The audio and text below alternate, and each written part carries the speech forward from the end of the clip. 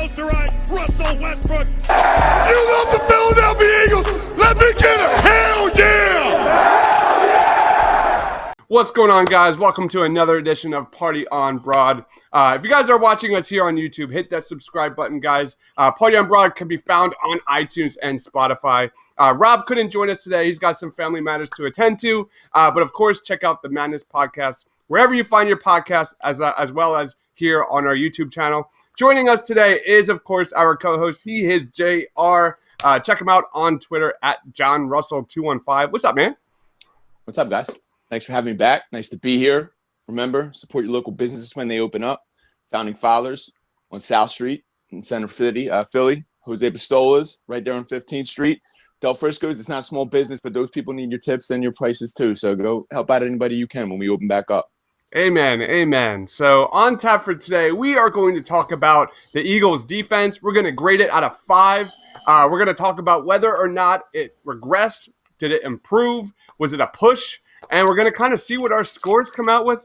Dude, lead us off, man. What are your, quick overall thoughts on the Eagles defense as the roster currently stands? Years ago, many moons ago, right after college, I went back home to my home school, high school, and helped coach. And I can remember the defensive coordinator who was running our high school team said, I don't care as long as you give me speed and violence.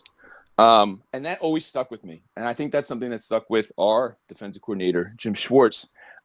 He used to be a wide 9 guy. I think that's completely gone right now.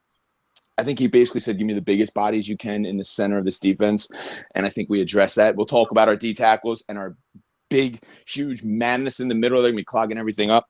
I think this defense is going to be running like a hybrid type Jim Schwartz defense. And it's going to be lightning quick, fast with huge bodies. So I think our scores might reflect a little bit lower than we'd like, but we're going to be optimistic with this year coming up. But we're also going to be realistic, too. Yeah, so that's my take. We talked a little bit about this before we started recording. I am trying to be as non-biased as possible. I'm trying to be as realistic as I can be here, and my scores reflect much lower than I think that defense is actually going to be in 2020. So a little disclaimer. I am optimistic. I think the Eagles defense is definitely going to be improved from last year. But when I break down each position, defensive end, defensive tackle, safety, linebacker, man, the numbers don't reflect it. So I found that really interesting. I thought we nailed it on our previous pod with the offense. I think we all kind of collectively agreed it's that B, C+ range. And I thought that was really appropriate.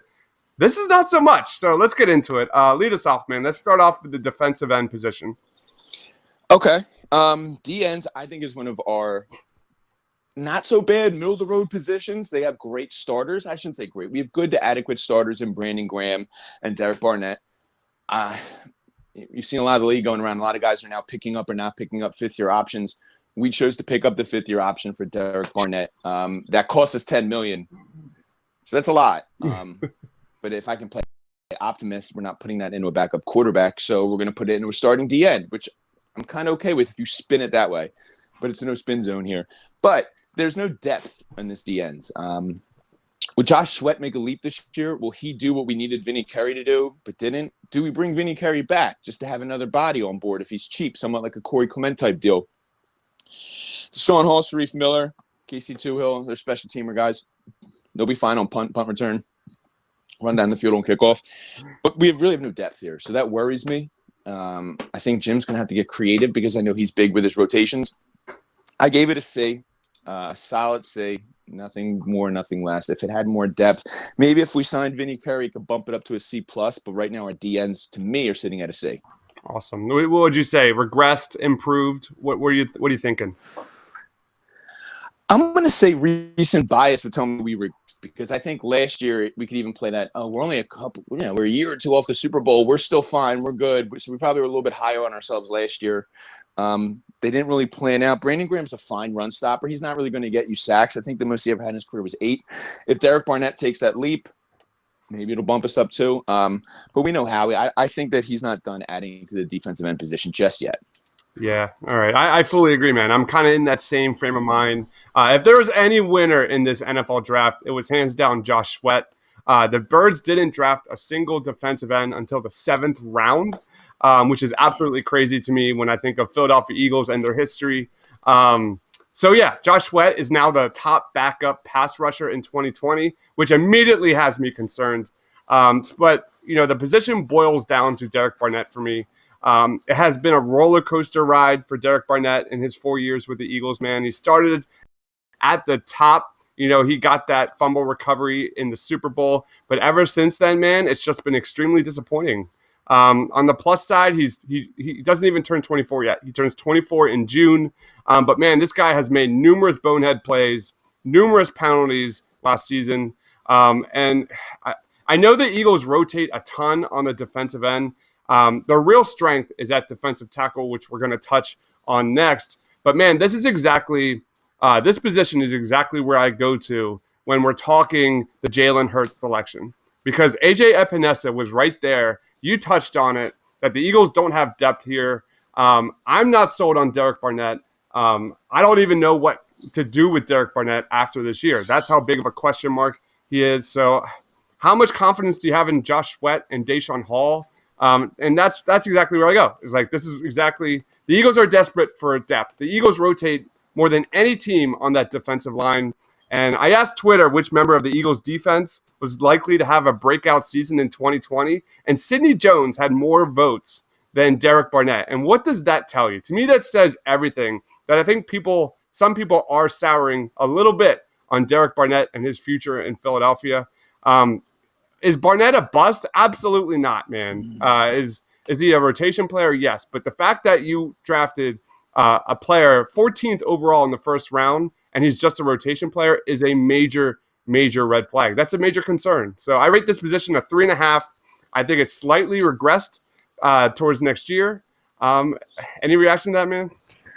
Well, that I can't say you're wrong in that, but I think it's a little harsh. If you just saw, like I said, what's been happening, there has been, I think, 11 of the first 15 picks from Derek Barnett's draft year have not been picked up on their fifth-year option.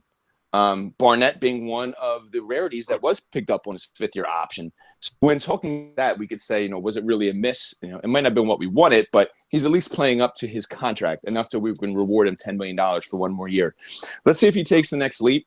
I think last year they really missed Chris Long in that defensive end, meetings and everything, his veteran presence and everything. But we'll see. We'll see if Barnett makes a step. I don't think he's a complete bust, and I don't think that we should even really sour on him. I mean, I think he's had his couple moments, but he's also had a lot of bonehead plays. So see right in the middle. We'll see where it can happen. I think I agree. So I'm going to give you a 3 out of 5. Is that cool? Yeah, it's fine. All right, cool. So let's move on to defensive tackle. I think by far the strongest position on the Eagles defense, maybe overall. What about you, man? What's your overall take on the defensive tackle spot? Fletcher Cox, 6'4", 310 pounds. Malik Jackson, 6'5", 300 pounds. Jason Hargraves, a new D tackle we just got from the Steelers, who was playing in a 3-4, but he's a 6'2", 305 D tackle. And Aside Ridgeway, who we signed this year, we kept him up. He's 6'3", 305 pounds. So you got 4 guys who are going to be rotating in D tackle who are all over 300 pounds. When you have big bodies like that, it can make up for deficiencies on the outside. No more wide 9 for Jim Schwartz in this defense. He just said, give me the biggest dude you can in the middle to plug it up. I don't think there's a better set of D tackles in the league. So with that being said, it has to be an A to an A+.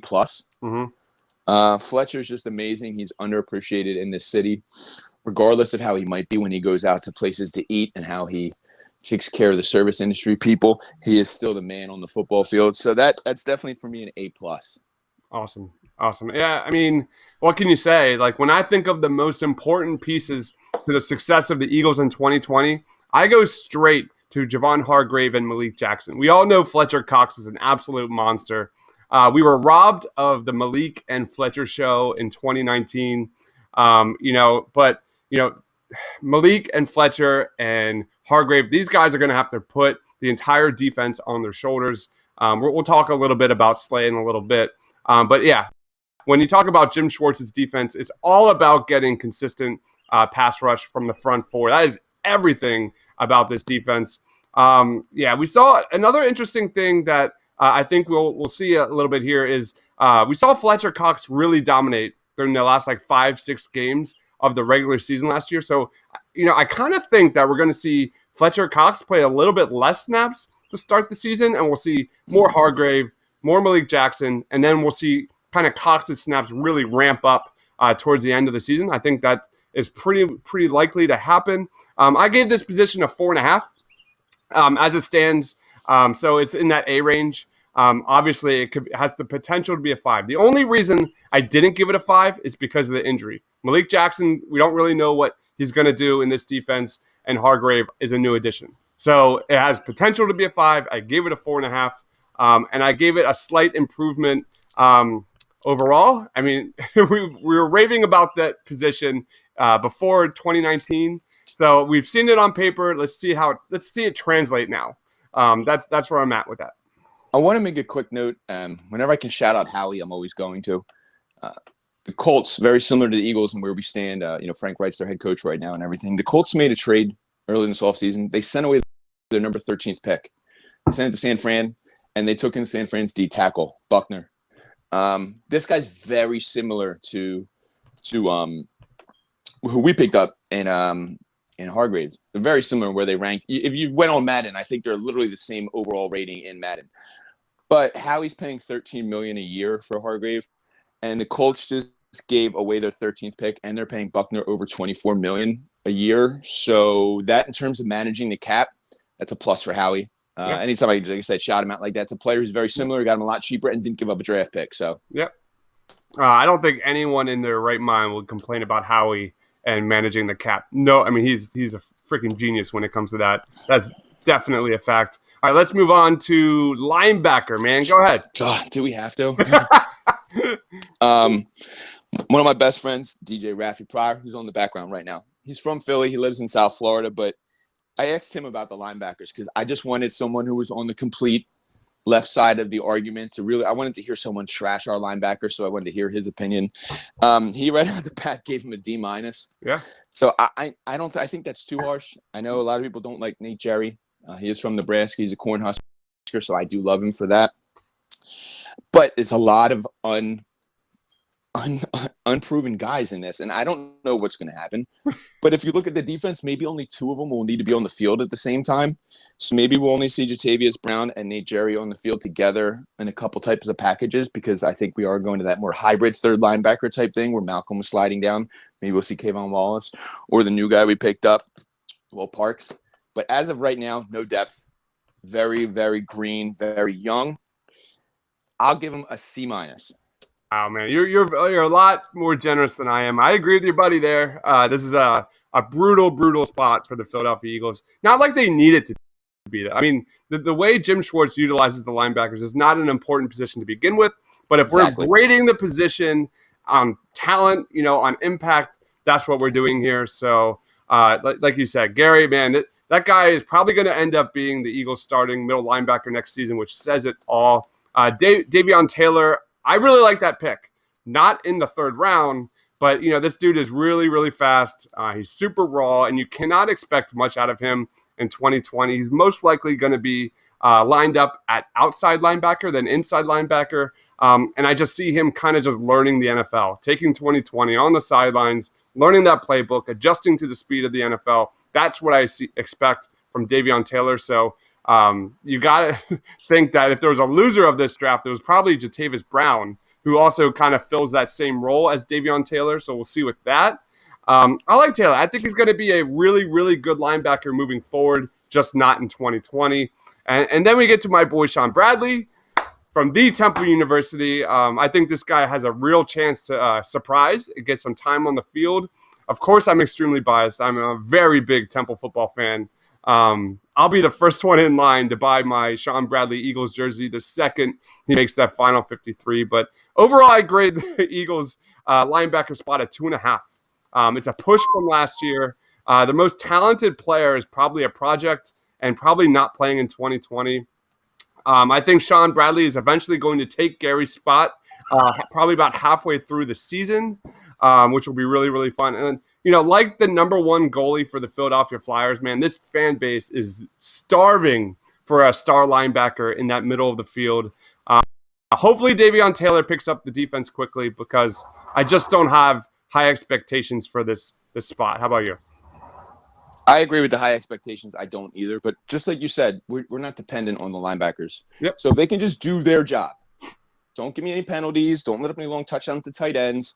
Then I think we'll be okay. But my C- was probably a little gracious, but I'm going to stick with it. All right, so I will give you a 3. Does that sound fair? 2.8. Okay. All right, so let's move on to the cornerback position. Lead us off, bro. I got Slay starting on the left side, completely shutting down that whole side of the field. I have Rasul Douglas starting opposite him, and then I have Sidney Jones in the slot. When there is just 2 wide receiver sets, I think Sidney Jones will come out and start opposite of Slay. But when you have 3 receiver sets, I don't think Rasul can cover the slot. I don't think he has the speed for that, so they'll probably shift Sidney down in there. I like our rotation. I like LeBlanc. I like Maddox. I like Roby Coleman. You know, I like Graylin, the guy who was unsigned free agent. I think we have a lot of depth at receiver, and I think that our D-back, and I think our D-backs can shut down any 3rd, 4th, or 5th wide receiver. Like I know in years past we were kind of worrying about that. Like, oh God, here we go again. 4th quarter, we're gonna just throw up some passes and we're gonna get burned. But I think we have depth, definitely in the cornerback position right now. I gave it a B-. I'm not completely convinced on it yet, though. I think Slay got us to that B, and then we got a bunch of guys who got to step up. All right, so I got you at a 4 and a slight improvement. Sound good? Yeah. All right, cool. So, yeah, no surprise. I'm a little bit lower than you. I'm at a 3.5. So for me, I like you said, man, this position has a lot of guys, a lot of nickel guys, not really kind of impact guys. Based on the lack of impact guys added to the secondary, I just don't think the Eagles need Slay to be that kind of shutdown corner. But I almost certainly think he's right in like a tier underneath that. We know that Jim Schwartz's defense is contingent on 2 things. It's getting to the quarterback with a 4-man rush and just kind of having that all-pro shutdown corner on one side to kind of limit that side of the field. I'm excited for Slay as much as anyone. And I think NRC has a chance to really kind of be a playmaker in the slot. That's where I see him next year.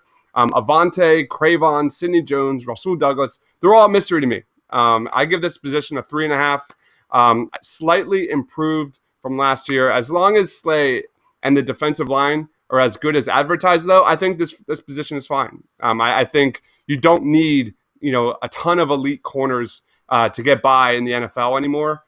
So the depth is nice. But I would like to see an improvement over in the talent spot here. There's just a lot of guys that really kind of do nothing for me. It's just, yeah, I'm a lot of bodies. A lot of versatile guys that can play outside, can play slot. Like that's just what they are. But it would be nice if Sidney Jones kind of took that next step to be kind of a real outside corner. It would be extremely, extremely nice. All right, so I gave him a 3.5. You gave him a 4. All right, let's move on to safety. Go ahead, dude. Nice quartet of safeties I have right down here with Mills, Loud, Kevin Wallace, and Will Parks. Maybe not the strongest, but I would say they're reliable. I brought it up earlier to one of my buddies that, when you have McLeod in the back, it's like a center fielder in baseball. Like, I'm kind of happy. It's like Torrey Hunter back there patrolling. If that ball goes up in the air, I know he'll at least be in the vicinity and be around it. Nice. Jalen Mills will be a work in progress, but Malcolm gave him, rave recommendations on his way out the door, was saying, you're ready for this. This is your spot. Take it if you want it. And I think he will have to prove it because Kevin Wallace is going to be right behind him with a fire lit under his ass because he wants to get on the field. Yep. And I think Will Parks is going to be fun. I think he's going to be so happy to be here in Philly. And we all as fans love that story. His first time he gets called out in the defense at the link, it's going to be going wild. And he's 6'1", 210 pounds. So Will Parks is not a small dude by any means. He can do what Malcolm was doing to kind of move down and be that 3rd linebacker, that hybrid, the lineup right dead even with our linebackers and help shut down a tight end if needed. I'm going to give this a 4 as well. I guess go 3.8. Okay. I'm not going to say improved because we did lose 27, who I think was the best safety we've had since number 20. So I will say slight regression. Okay. Yeah, I agree with that. I'm around a 3.5 out of 5. I gave him a regression. I'm not drinking the Kool-Aid on Jalen Mills at safety. I see that as a 1-year experiment at best. I think we probably will see him move back to cornerback or play like a little bit of a hybrid cornerback safety role in 2020. I'm just not a Jalen Mills guy to begin with. However, man, Cre'Von Wallace, he was my second favorite player in this year's draft. I think he's one of the few players from this draft that we can actually see kind of an impact in 2020 on the field. So in terms of value in the 4th round, that was a really, really good pick. However, the ghost of Malcolm Jenkins absolutely kind of lingers here. And that is a big part of why I have the safety spot regressing from last year. It's just absolutely insane to think that we're going to be watching Eagles football in 2020 and Malcolm Jenkins is not going to be around the football. That is a crazy, crazy thought. McLeod, the contract, nice players. They're solid players. He's a solid player. He doesn't really kind of move the needle for me. So Will Parks, Rudy Ford, Cre'Von Wallace, though, is the real wild card here. I think that guy is going to be a fan favorite. I think he's going to be, kind of thrown into the position for better or worse. But it'll be fun to kind of watch that guy groom next to McLeod.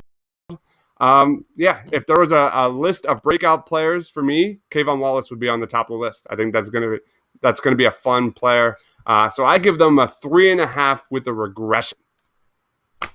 Done. So but that's literally, we're all in every position basically besides the DNs and the linebackers really is all right around there. So like they're all sustainable. They can all get us by. If you can hold opposing offenses to under 24, 28 points a game, I think we have a shot. Yep. I agree with that. And it really, when it comes down to the Eagles defense, it's limiting the big play because they got burnt last year on the big play, especially in that first half of the season. If you can really kind of limit that, especially out the gate, that's going to be huge. All right, so we're looking at – let me share my screen here. I've got it here.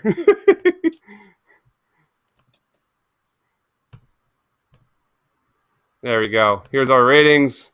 All right, so we've got you at 18.6 out of 25. That's a solid C for the defense. I'm a little bit lower. I'm at a 17, so I'm at that high D plus, low C minus. That's what I'm saying, man. I was shocked when I did this because I can't fool around. This is what my gut tells me. I'm trying to be non-biased. 17 seems really low for me. I'm really excited for the defense. 17 is awfully low. yeah, it's kind of weird. I approved of my offensive rating, not this one. I don't like it. But here we go. I don't think we're done adding depth there yet. I could see a couple more moves being made. Howie's got money to spend, so we might even have to do an update at one of these in a month or two from now. Yannick, excuse me. I just had I don't know what happened there. But that would be amazing. You trade for Yannick for a future first-round pick or something, that changes everything. Would you do that? 100%. I would have done it earlier this year. I would have sent 2021 first-round pick for Yannick right now, locked him up to a contract, and be done with it. 100%. That guy's 24, 25 years old or something. He's still crazy young. All right, so that pretty much wraps it up. Make sure you check out tomorrow's pod. We'll be bringing in the Athletics Shield Capadia. So we'll be talking everything Eagles draft and Eagles like this moving into 2020 and beyond. Make sure you follow JR on Twitter at JohnRussell215 and check out everything Eagles and the NFL draft at thepaintedlines.com. For JR, for myself, thanks for watching, guys. Stay awesome. Thanks, guys.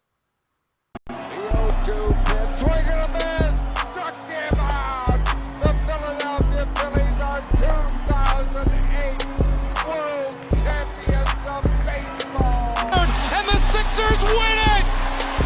Wow! Oh, man, and being just posterized Russell Westbrook. You love the Philadelphia Eagles. Let me get a hell yeah!